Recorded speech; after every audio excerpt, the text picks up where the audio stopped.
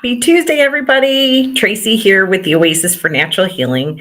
And tonight we're going to talk a little bit about dry, flaky skin and itchy skin, psoriasis, eczema, and hormones. I don't know if any of you guys have suffered with psoriasis and eczema. I used to have that, and it was horrific. And my skin would like literally crack right open.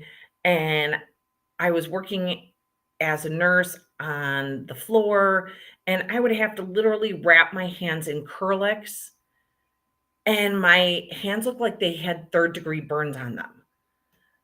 I had open sores because I would scratch so much on my legs, and I had been to several dermatologists, and nothing was working. And one of the things that people don't realize is that your skin can actually be related to hormonal imbalances. And then even taking it a step further, actually related to a liver imbalance. So let me explain. So estrogen, things like estrogen and thyroid hormones and progesterone, even cortisol, if these are imbalanced, it can cause inflammation within the body. And this can lead to like inflammatory responses like psoriasis and eczema and dry, flaky, itchy skin.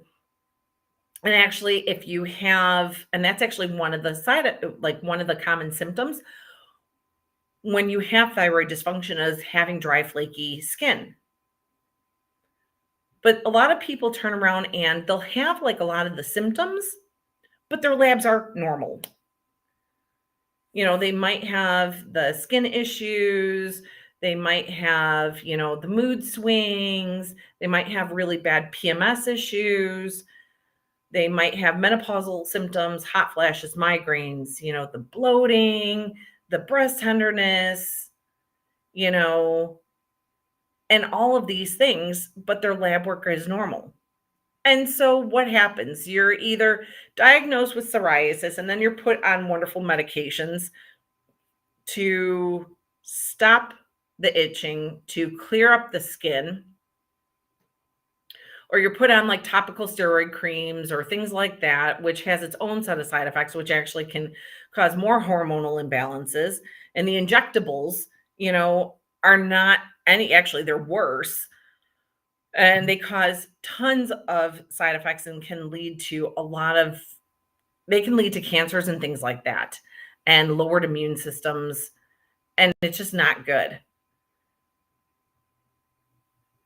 And so that's what we do in Western medicine, that's what we pretty much do to treat, psoriasis and eczema. And we deem you like, we add on a diagnosis of an autoimmune.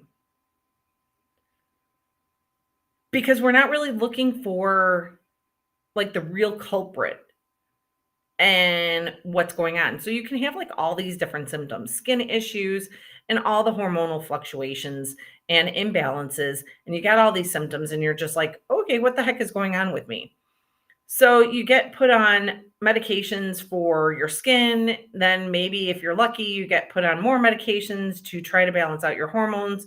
So that way you can somewhat feel quote unquote normal. But really what's going on? And that's what the main thing is that is not being addressed by Western medicine.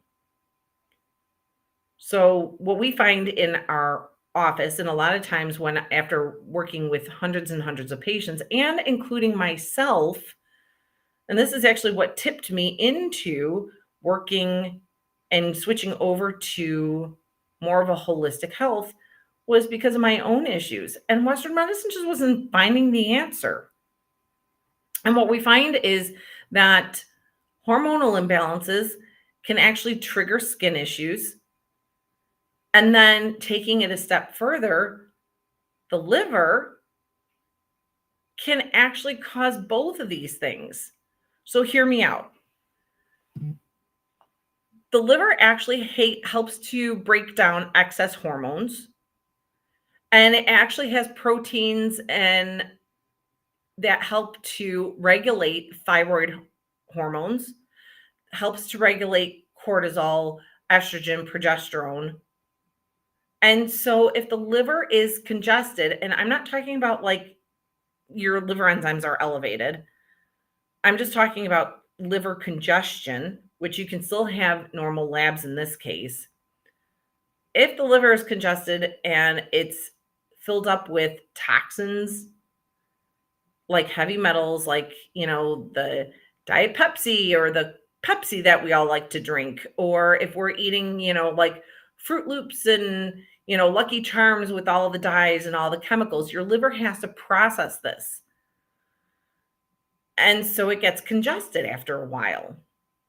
Well, when the liver gets congested, it can't break down excess hormones, and it also can't help your body regulate the hormones. So you can literally wind up with thyroid issues like Hashimoto's, estrogen and progesterone imbalances because of the liver.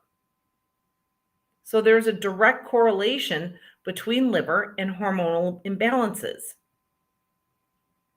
Let's take it a step further. The liver also helps to regulate and break down excess histamine. Now we know what histamine does, right?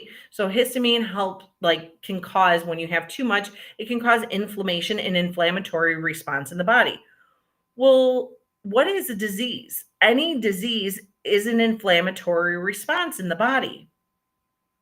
Histamine, too much of it can cause asthma, allergies, and even skin issues too, such as psoriasis and eczema. So a lot of times people with hormonal imbalances can also have psoriasis and eczema. The common denominator a lot of times is the liver. And then we dig a little bit further and, thyroid issues, Hashimoto's, even Graves, can also be a factor in this. All right. So let's take it one step further. Why is the liver upset? Well, I kind of already mentioned a couple things, but why is the liver imbalanced? And what leads to quote unquote autoimmune diseases such as Hashimoto's and psoriasis? We find that a lot of times the liver can be plagued with toxins, just like I mentioned.